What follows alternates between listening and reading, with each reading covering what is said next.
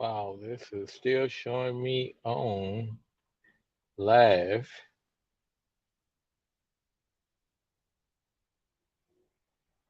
Oh my goodness, am I live? Okay, we're gonna go ahead and go live then because it says that I'm live, and I'm going to go ahead and present this as if it's live, and we will correct it later. So my name is Woody Collins with Congo Helping Hands, and this is a delayed episode of the Talking About Congo.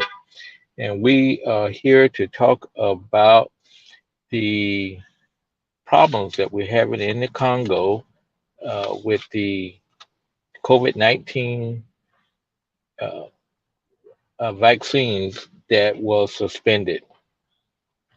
So before we get started, please like, subscribe, and share these. So back in March of second last month, on the 2nd of March, the Congo received 2 million, almost 2 million doses of the AstraZeneca vaccine. They got 1.7 million doses, which is nowhere near what they need in the Congo, but that was their allotment so far to date. I think they're going to get approximately 3.3, so they've roughly got a little more than half of what they would eventually get. 10 days later, the AstraZeneca vaccine started having problems in Europe, and a number of the European countries they suspended suspended distribution and and vaccines from AstraZeneca. So what happened after they did that? The Congo followed suit. One of the only countries in Africa that decided that they were going to suspend. Um, uh, they were going to suspend their thing, even though a lot of the other countries that got it, most around the world, were still using it, but Europe decided they were going to suspend it.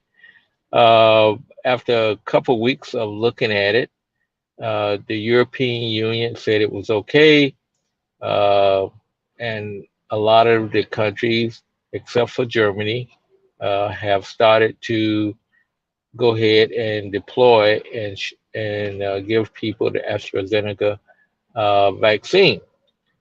However, Congo has never decided that they were going to go ahead and do it.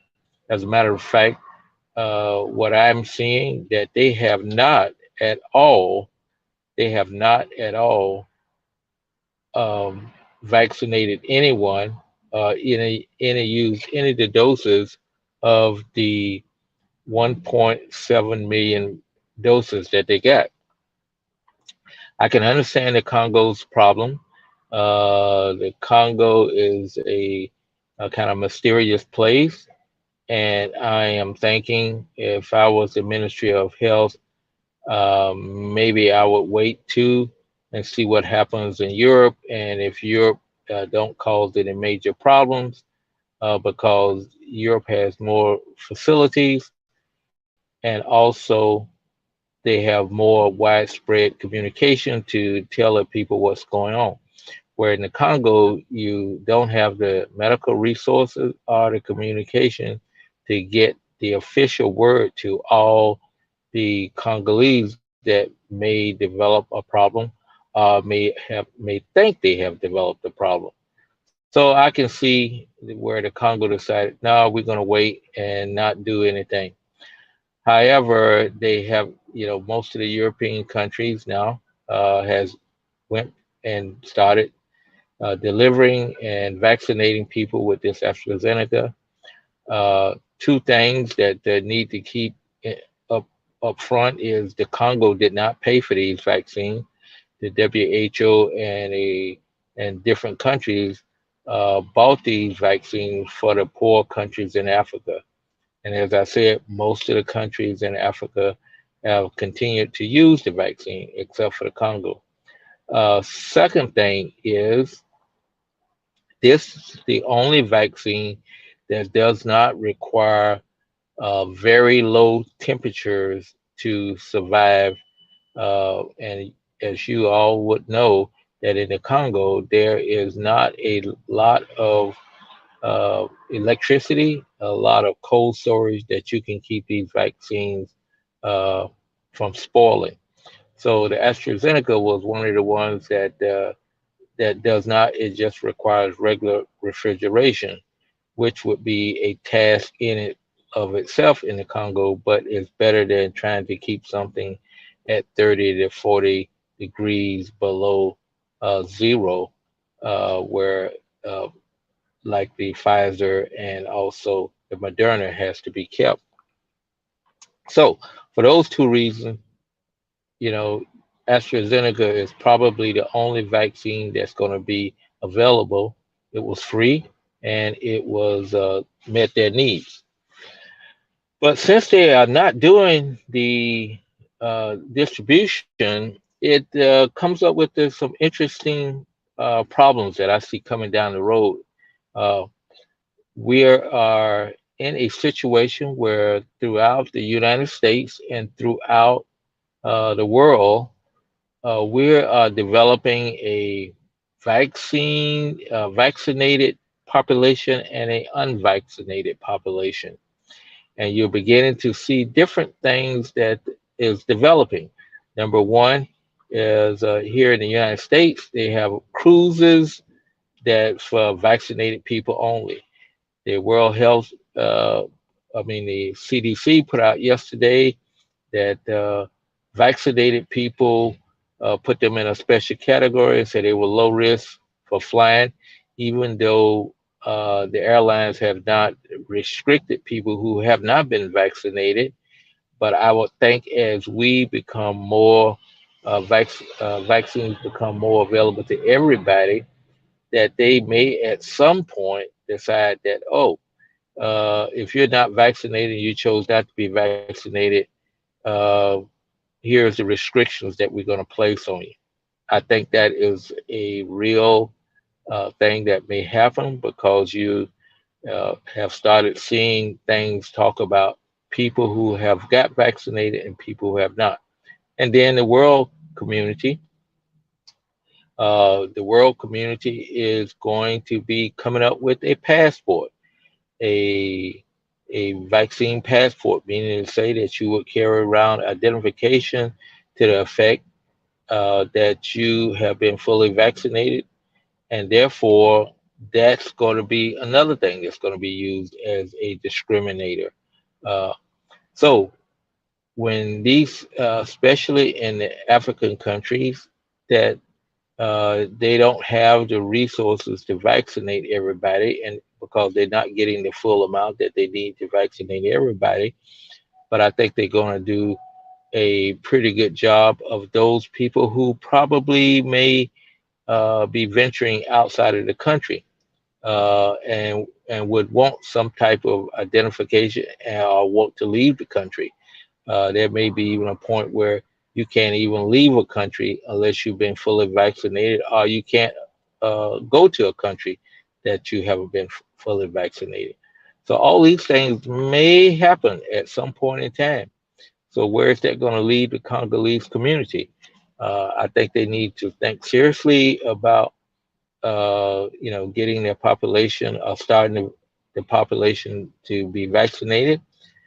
And finally, now they're sitting on 1.7 million doses that they have. And what are they going to do with those? Those doses are probably needed by other countries. And the 3.3 million that Congo was going to get, they may give those to other countries. So then Congo will be left out in the dark. I mean, there's nothing to prevent them from not giving the Congo those doses that was promised because they have not used the ones that they've already used. So therefore, it's one of those situations where you got to think seriously about what you're doing.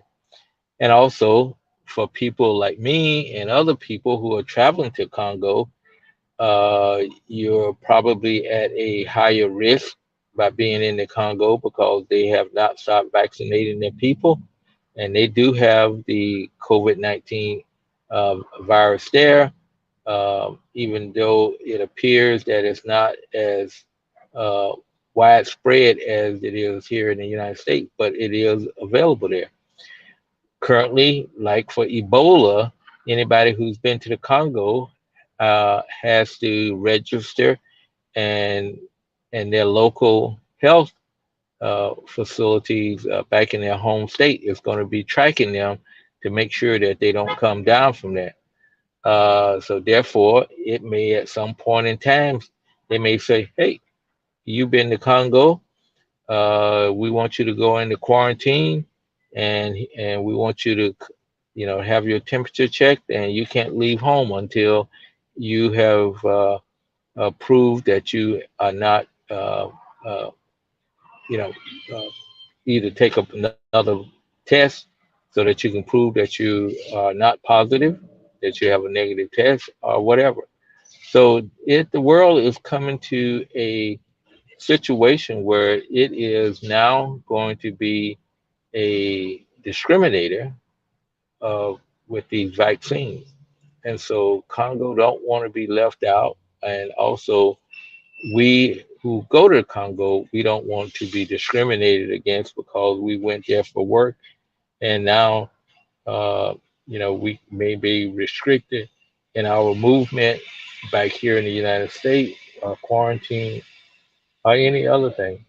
So that's my take on it, and I hope that we see something move out of the Congo pretty uh, uh, pretty soon. Like I say, the only country that I know that's now not using that vaccine is Germany, but Germany has enough money to go out and buy another vaccine that they want to use. I think the Pfizer is also made in Germany, near Germany, and so they could probably buy some of those, but they had the money to do it. But developing poor countries like the Congo, you out there on your own. And I'm sorry that they gave you something that there was a question about, but something has to be decided that you have to think about not only what happens in your country, but also what happens outside. So we will take care and make sure you take care of yourself. And hello, my friend George again. Uh, Take care of yourself, wash your hands, wear your mask, and also socially distance yourself. And if you have a chance to get the vaccine, get it. And this can either go to my friends that don't have a chance in the Congo, but also to the Congo government that they need to really realistically see what the risks are and make up their mind what they're going to do. Thank you and take care.